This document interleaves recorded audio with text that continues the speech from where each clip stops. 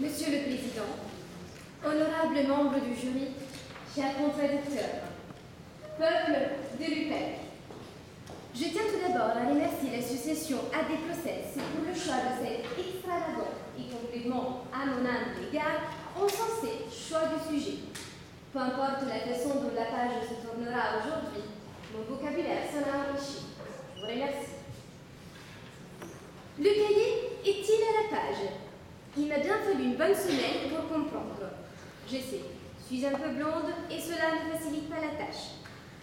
Le cahier est-il à la page?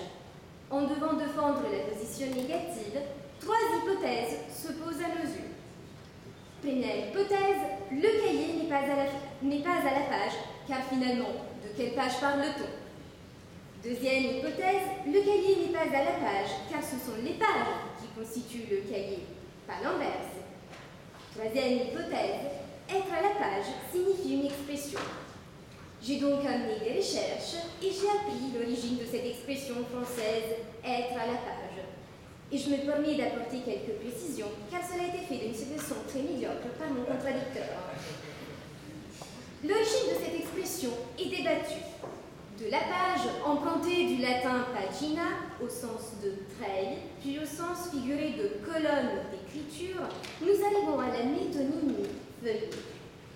La langue française reprend donc le mot pour désigner chacun des deux côtés d'une feuille. Par métonymie, page a désigné ce qui est écrit. Avec un sens figuré, en 1914, cette locution, d'abord employée dans l'argot des militaires au sens de « être au fait de quelque chose », en 1921, avec l'apparition des premiers magazines féminins, l'expression « être à la page » se répand au sens de « être au courant de la mode ». Je me permets d'attirer votre attention, Madame et Messieurs les membres du jury, également sur le page, valet adolescent rapide, élégant et fluide, qui portait à son seigneur les messages urgents ou confidentiels, les nouvelles ou les derniers cris, bref, les potins. Son apparence devait être soignée, car son maître était jugé selon son apparence. Et puis, pensez aux beepers des années 1970-1980. Je ne sais pas si quelqu'un parmi vous a eu l'honneur d'utiliser cet ancêtre du téléphone portable qu'en anglais se nomme pager. Être à la page signifie donc être renseigné au bout du jour, comme l'almanach ouvert à la page du jeudi 19 mars 2015. Être à la page signifie être ni en arrière ni en avant, vivre dans le présent, une sorte de carpe diem, chose que mon contradicteur, hélas, semble avoir oubliée. Je me suis donc penchée sur le second terme du sujet, le cahier, et cela avec une grande surprise.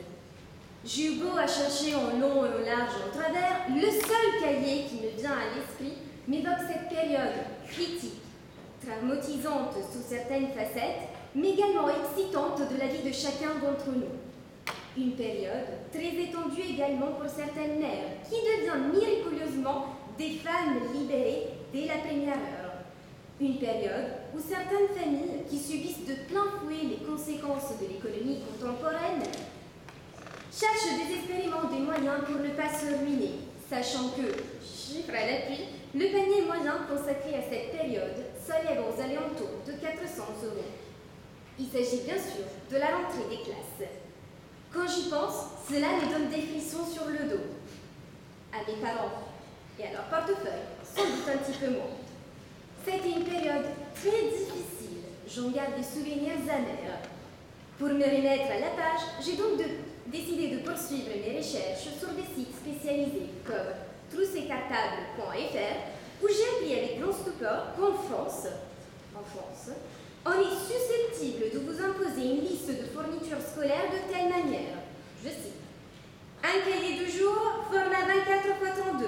Un cahier du soir avec un protège-page de préférence bleu. Un cahier de liaison, le cahier noir. Cahier de liaison sans doute dangereuse. Un cahier de devoir maison, format 24 x 32 et à spirale. Un cahier de texte, un cahier de son, un cahier de travaux pratiques, un cahier lecture, un cahier maths, un cahier brouillon. À la vue de cette liste, une anecdote me revient. Chaque jour se reproduisait la même scène qui très certainement vous avez tous connue. Vous êtes à l'école et vous entendez la même litanie. T'as des petits carreaux, il te faut des grands carreaux. T'as des grands carreaux, il te faut des petits carreaux. Moi qui me tiens toujours à carreaux, je sors mon as de carreaux. Moi, j'avais un cahier sans carreaux, du coup j'en demande à carreaux. Mais c'était pas bien non plus. Alors je m'encarre, je passe tout pour le carreau. Je n'avais plus qu'à me tirer un carreau. Respectable membre du jury, le cahier n'est pas à la page. Et pour cause. Dans le contexte scolaire, il est responsable de nombreux méfaits. Ce n'est pas un hasard si le cahier est souvent utilisé au CP.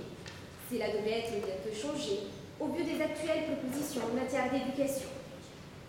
Il est responsable de nombreuses scolioses, car le sac à dos des élèves sont de plus en plus lourds. Il est aussi responsable d'une guérilla permanente entre vous, les parents, vos enfants et le corps enseignant, car vous venez d'acheter le mauvais cahier et votre enfant vient de se faire coller. Plus généralement, le cahier est responsable de la consommation de papier en France. La consommation annuelle de papier s'élève à 10,9 millions de tonnes, soit 346 kg par seconde et 3,2% de la consommation mondiale. On consomme en moyenne 167,2 kg de papier par habitant par an, ce qui nous classe au 24e rang mondial. Mon contradicteur ne semble pas avoir la décence de compatir ces pauvres arbres, ni d'avoir aucun œil sur le bien-être des générations futures. Mais le cahier n'est plus à la mode aussi pour d'autres facteurs.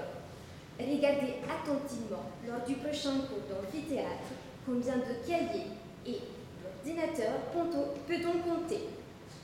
Vous vous rendrez compte que le cahier est devenu complètement obsolète.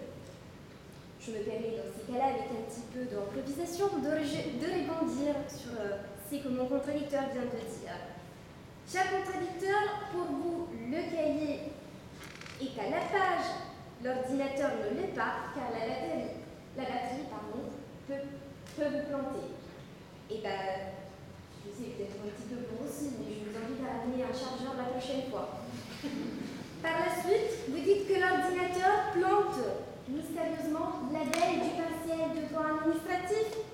Cher ami, c'est pas moi qui va vous l'apprendre. Il ne faut pas réviser la veille d'un partiel. Le cahier n'est pas à la page, car il n'y a pas assez de pages, madame et messieurs les membres du jury. Le Mac est devenu notre book.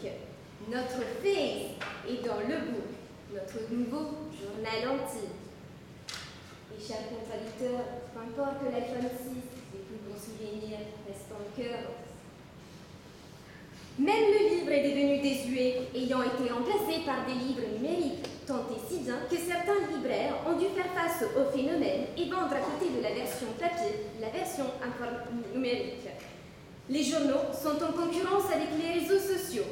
On n'attend plus d'acheter les quotidiens le matin pour savoir ce qui s'est passé la veille. Nous le savons directement grâce aux notifications sur notre smartphone. Posez la question si le cahier est-il à la page.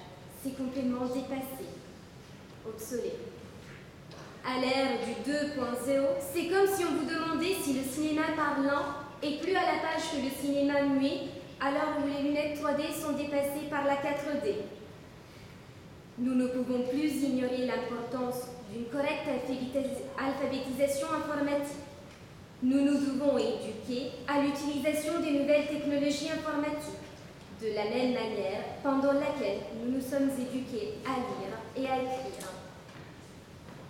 Madame, messieurs les membres du jury, chers contradicteurs, c'est à moi de vous poser une question. En votre âme et en votre conscience, et au vu de ces méfaits, le sujet qui m'a été proposé